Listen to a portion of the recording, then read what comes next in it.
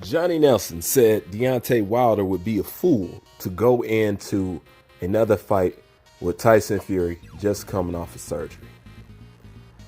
Um, I want to know what surgery did Deontay Wilder have? Was it his ear? Because I surely hope Johnny Nelson is not talking about Deontay Wilder avoiding a fight with Tyson Fury because he had a busted eardrum or cut over his ear or whatever and whatnot. Other than that, I don't know anything else about no injuries or no surgeries or something like that. But when John Nelson says Deontay Wilder would be a fool to go into another fight with Tyson Fury, to be all out honest with you, I'm one of those people that believe people can't tell you when you believe that you can do something. Nobody can tell you when you have the capability. Meaning, look at Anthony Joshua and look at what they said about fight Andy Ruiz. All the professionals saying, dude, don't go into another fight. Get a tune-up. He's mentally not ready yet. Don't do it. Don't do it. Don't do it. But at the same time, Anthony Joshua knew he had no choice. He knew it was no turning back. He knew if he did that, that would be ground that he would never get back. You know what I'm saying? So, truthfully, he went against what everybody said and went directly right back into a rematch. So I'm a firm believer that once you believe you can do something, nobody can tell you that you can't. You just know that you can. You can't justify it for anybody. You just know it in your soul and you know it in your bones. You know what you can do. Even though the paperwork says you can't do it, your history says you can't do it, your rep says you can't do it or whatever. You know what I'm saying? At the end of the day, nobody can tell you what you feel inside. And I always ride with that first. So I don't fully believe in those kind of things. I believe you know what I'm saying, at the end of the day.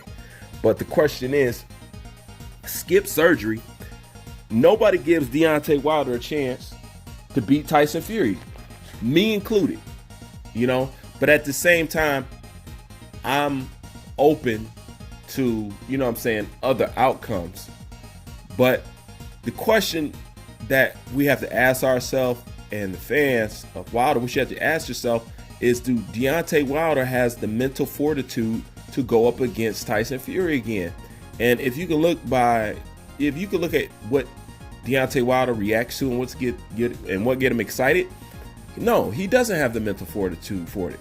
And this is a mental game, and that's what I keep trying to explain to people. But I understand where the gap come in at, because the gap come in for those who probably watch boxing and a fan of boxing, and then there's practitioners. You know what I'm saying? There's people who watch boxing, study boxing, love boxing, and at the same time, they're practitioners of boxing. People who do boxing understand more elements more than the average person.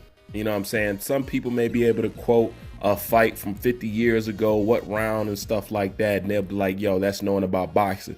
And then there's somebody who knows about the hand-on-hand experience, the art of exchange of, gloves and fists, through the little experience, so that's why those opinions it tends to differ, because,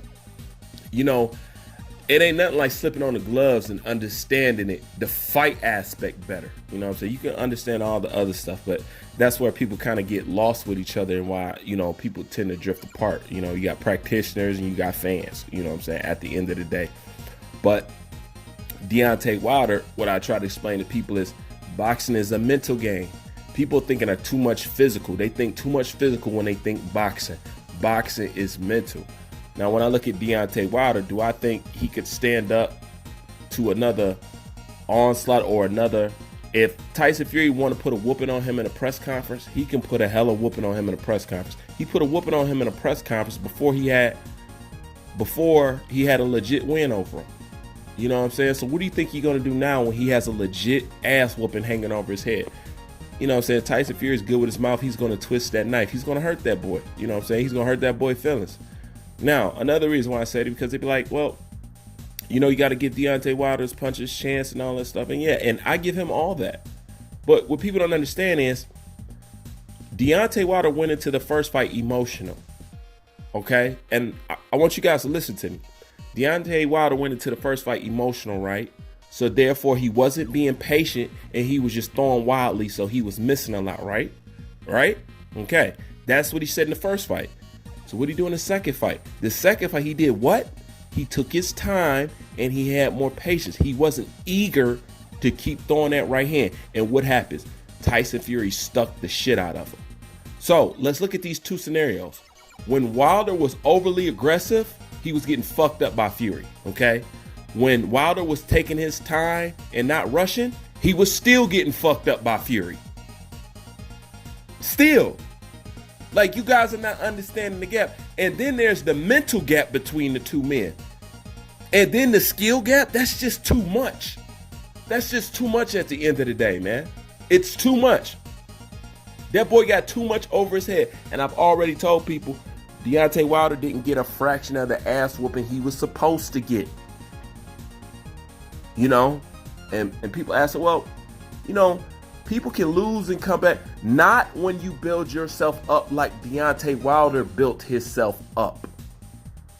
No, you can't lose. You can lose when you're Adrian Broner. You can't lose when you're Floyd. You know what I'm saying? It's the way he built himself up. He can't go back. He cannot go back. You know?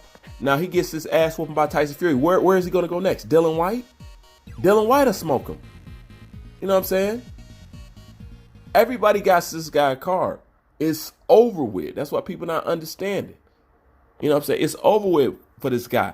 And at the end of the day, do I believe he has the mental fortitude to do what he has to do to go in there? And hell no, I don't. And y'all know he don't got it.